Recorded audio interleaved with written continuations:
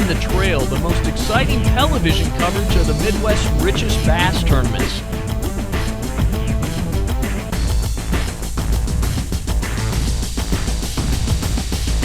Good job, man. For fast boats and fish catching action, it's Heartland on the Trail.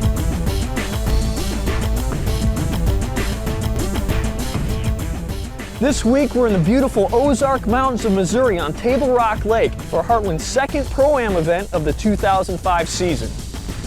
A warming trend has put the Rock's bass on a pre-spawn feeding binge, but there's a cold front moving in. Watch as the Midwest's best anglers try to put together successful patterns to win big on this legendary fishery. Don't go away.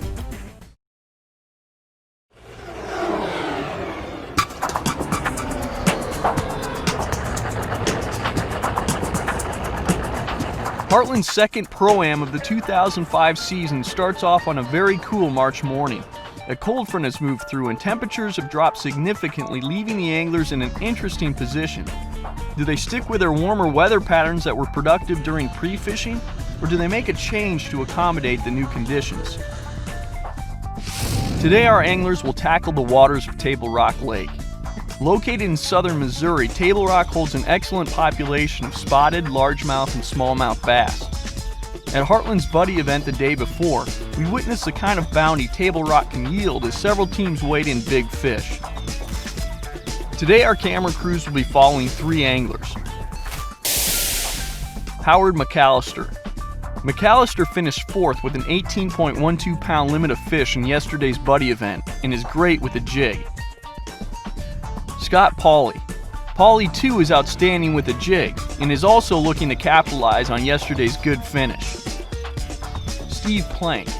Plank was McAllister's partner yesterday and will again target areas holding smallmouth bass.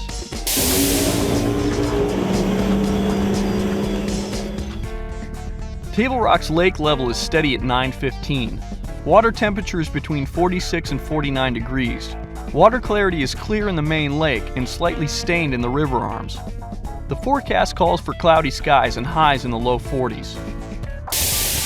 For the first time in our show's history, all three of our featured anglers have started near the same location.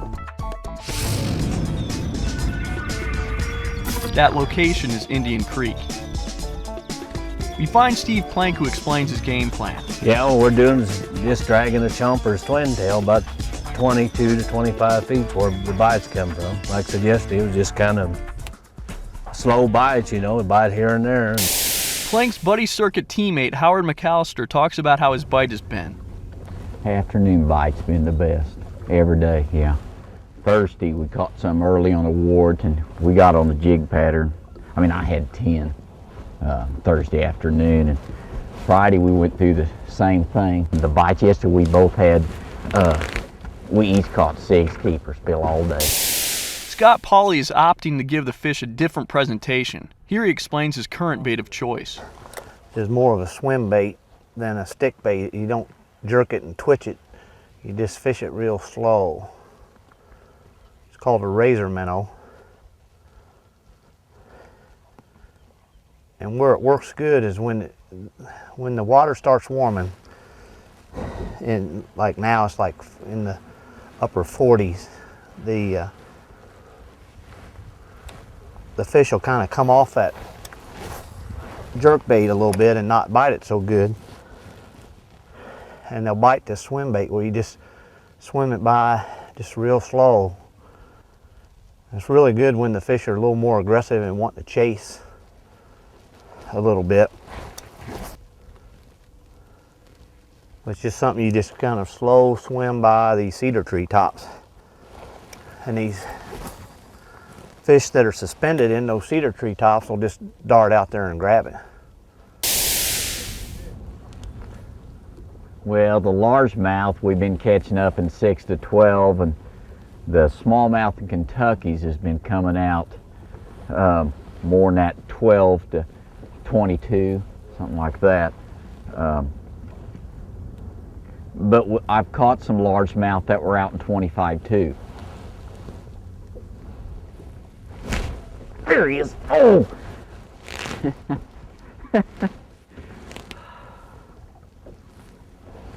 And it's the first fish I've lost in 3.5 days. It's amazing how the weather can change around here. You know, yesterday, this time in the morning, it was so warm, and well, it got up to 80 yesterday, I guess, or something like that, and today it's cold. In practice, those smallmouth, you could catch multiple fish in the afternoon. I mean, like 3 times I caught 2 on back-to-back cast, maybe even move and catch another one, you know. So, but in the morning we've not had that kind of action. Need to get a few bites just so we can get an idea of what depth these fish are at. You know, this cloud, you know, has it made them move up? Has it pulled them out the front? No, we haven't had a bite yet. I mean, that's what we just got to get a few bites to figure something out. Mirroring his counterpart, Steve Plank discusses the good afternoon bite. Yesterday the fish bit all day, but Thursday and Friday it was an afternoon bite. I mean, strong afternoon bite, but I don't know. I know the fish are here, plenty of fish right here, but For the smallmouth in the Kentuckys, we've been catching them on the main creek banks, banks that's got old points, broken rock, big rock mixed in helps. They seem to be on that pretty good. We've took some fish out of the swings, and then we've caught several on the points. So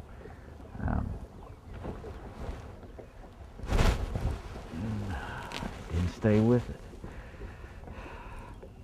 But the fish have, the largemouth have been shallower. I had 5 or 6 in practice, and they were more on the inside of the points, in the pockets, and even a little further back in, not being as shallow.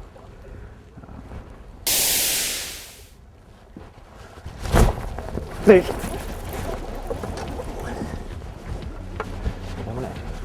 Ready? Attaboy. That'll do.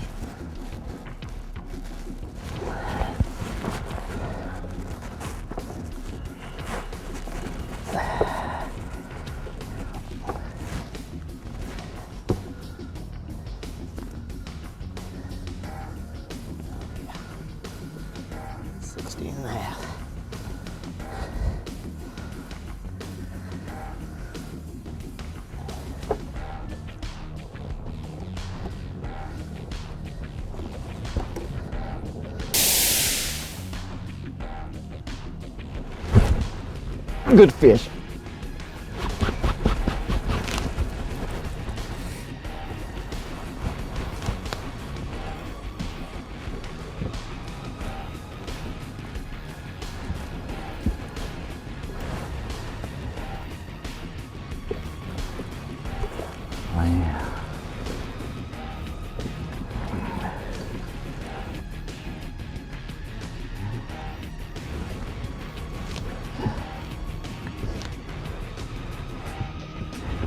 It's bigger than I thought. Those fish yesterday were so big, I thought that was a 14-incher.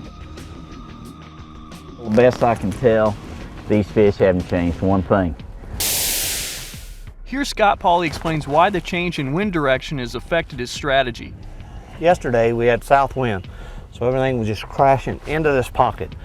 Today, completely opposite conditions. North wind, but we got that water pushing, and it was pushing down the bank, but it was pushing onto the side of that dock, and so that fish was probably just positioned by that dock, looking into the wind or facing into the wind, and it was letting it blow stuff. And I think, you know, as this wind's blowing all the way down this bank, we may get some more bites. We come off of a point that had his broken rock with some bigger rock on it. In those areas, you about have to have some ledge to it, and here where there's a contour in the bank, you've got ledges. Now that fish, when I broke off the gravel, I didn't feel no bite. I think it hit it when it fell off one of those ledges. And smallmouth just like bigger rock, and mixed in with that gravel, and there was no bite on that fish. So, I mean, it was just there. The bites are few and far between, but our anglers have been able to find a few fish. Will this sudden temperature change eliminate the good afternoon bite, or will the later tournament hours prove productive again? Answers to these questions when Heartland on the Trail returns. We return to Howard McAllister near Indian Creek. Good fish, good fish.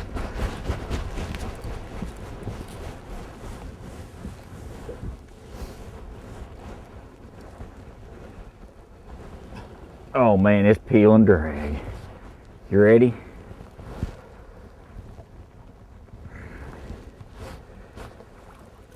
Yeah.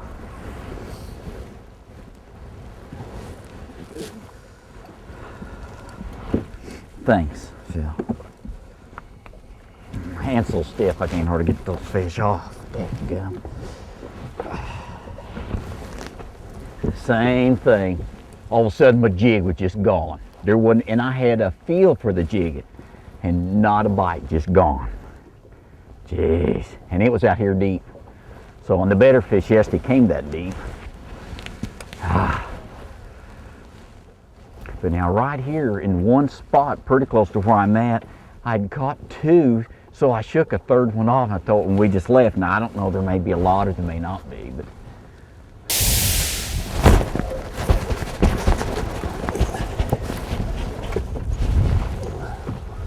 Just a minute. Coming up, coming up, coming up.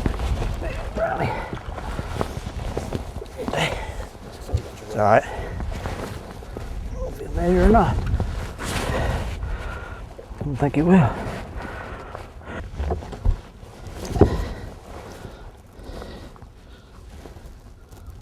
Oh yeah. 15 and a half. No bite at all. Just pick it up. It's just mushy. Couldn't feel him swimming, couldn't feel him moving. I mean, I wasn't even sure when I set the hook if it was a fish or not. I mean, it was that light. Wind probably isn't helping that either, but. I feel like it's so important to fish that jig slow right now that I'm keeping my rod tip low, and I went to a lighter jig, and I don't want to lose contact with the bottom at all. And I've just been fishing it real slow, and they're not hitting very aggressive, but the key thing is keeping your line to where you have constant contact with your bait, or you won't feel these bites the way these fish have been hitting. And especially with these crosswinds and that bow on the line, it's really important that you can feel your bait. Got him? Yeah, doesn't feel real big. Yeah. He doesn't feel like much.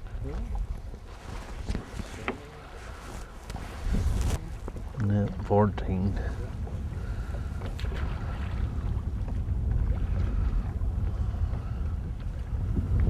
I buy it anyway. I buy it anyway, finally.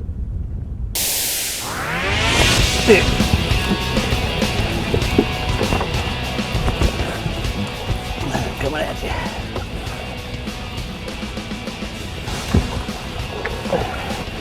Good job, partner. Big old thumper, Kentucky.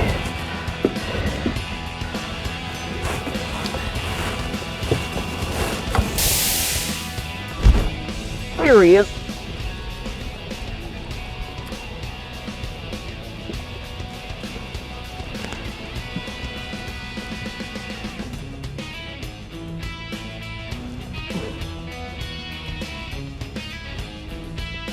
Pulling a little drag, so it's a decent fish. Okay, you ready?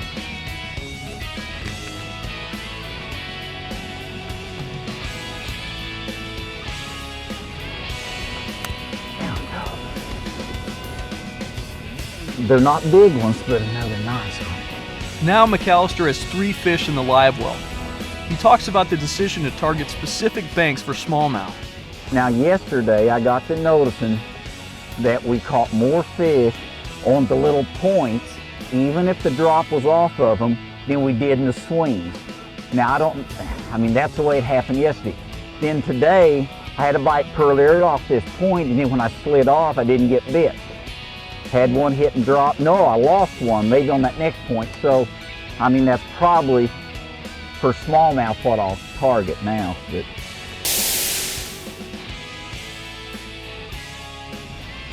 Here Scott Pauley targets some docks. After unsuccessfully locating any fish, Pauley makes a move to a different part of Indian Creek.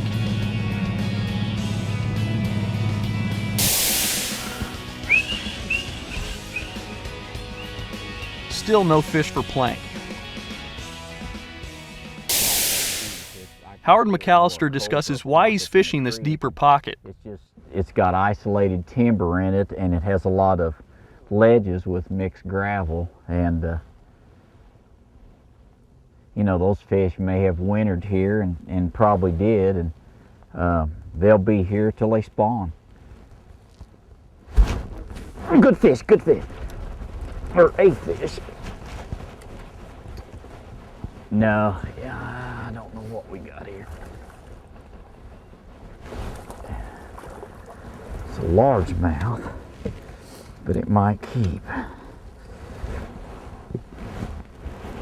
Yes, it does. Good gravy. We got him green enough. I think those fish are in, you know, 10 to 15, 18 foot of water. So that's why we're staying off. And the reason we just pulled out here on this pea gravel point is because the wind's blowing straight in on it. We're thought maybe that the fish would be a little more active if, like say, if the was creating some current and stuff out here on the point, that maybe the wind would just, you know, make them want to eat a little bit more.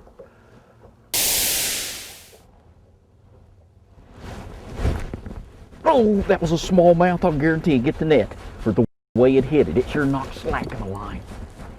Yeah, I don't know. It's a jumper. It's a Kentucky.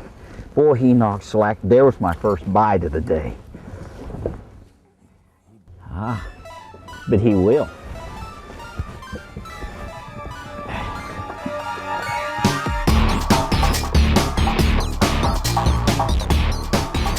Tyler Shaw from Kansas City, Missouri is the first amateur to weigh in a good sack of fish. 3 nice fish, pushing that 9-pound mark at 8.90 even. His 3 fish give him 8.90 pounds, with a 5.52 pound largemouth that will contend for the big bass pot.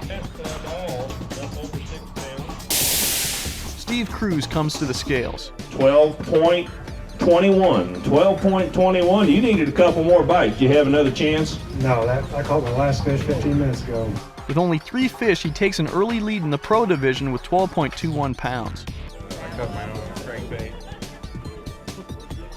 Gary Leary arrives at the scales with a limit of fish. He'll easily take the lead. 5 fish. He's got to beat 12.21 to take the lead.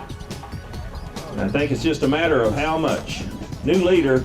There you go. There's your 3-pound average plus 16.08. Can one of our other pro anglers bump Gary Leary out of first place? And who can replace Tyler Shaw on the amateur side? Stick around. More exciting scenes from the weigh-in is up next.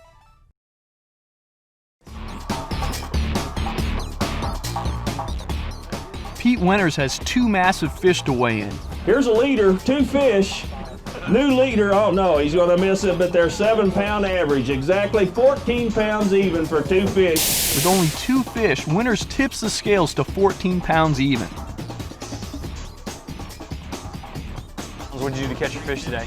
I caught him on a suspended shad wrap in a Smithwick Road. I had 3 bites all day, and fortunately I got, you know, the 2 big ones in the boat and the other one was short. Tom Sears has a good limit of fish that looks to be the new first place sack. Called him around, 4.20 even, 14.20, 14.20. With the help of his wiggle wart, he hammers out 14.20 pounds for the lead in the amateur division. Greg Poindexter comes to the scales. He only has 4 fish, but they all appear to be quality size. Can't do 16, but he's going to be right up there in challenge at 15.10. Should slide you into second place. Good job. He's 1 pound shy of the first place marker with a total of 15.10 pounds. The winner of the 2005 March Pro Am event on Table Rock Lake is Greg Leary with 16.08 pounds. Second goes to Greg Poindexter with 15.10 pounds. And in third, Jim Cunningham with 14.98 pounds. Here's the best of the rest.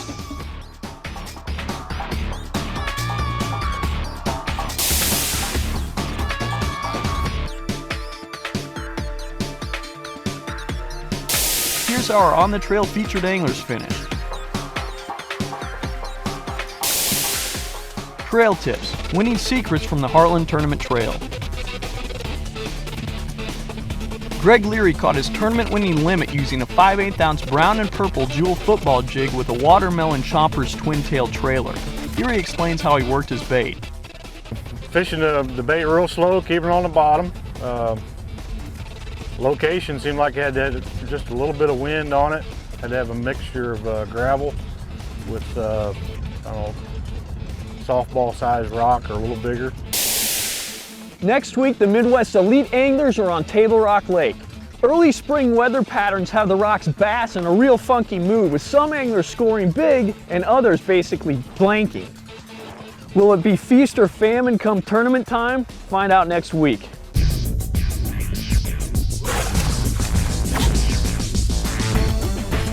Heartland on the Trail, the most exciting television coverage of the Midwest's richest bass tournaments.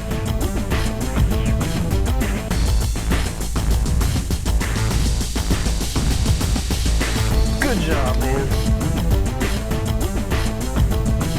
For fast boats and fish catching action, it's Heartland on the Trail.